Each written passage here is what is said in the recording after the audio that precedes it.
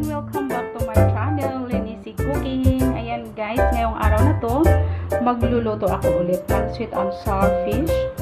So, naluto ko na to siya dati, pero hindi ko siya na-premiere. Kaya ngayon guys, magluluto ako ulit ng sweet and sour fish.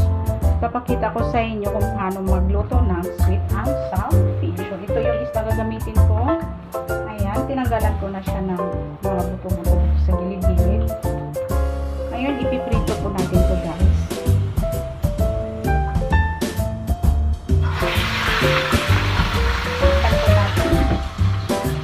Ayan, ito yung mga ingredients na dapat natin gamitin.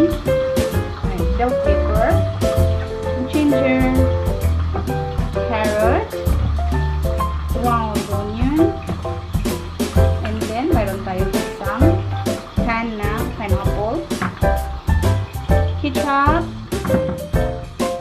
ayan, sweet vinegar. Kung wala po kayo mabili ng sweet vinegar, pwede kayong magpakulo ng vinegar at saka vinegar with sugar. So, ayan. And then, ang ating toppings, ito, onion egg. So, ito po yung mga ingredients na dapat natin gamitin. Ayan guys.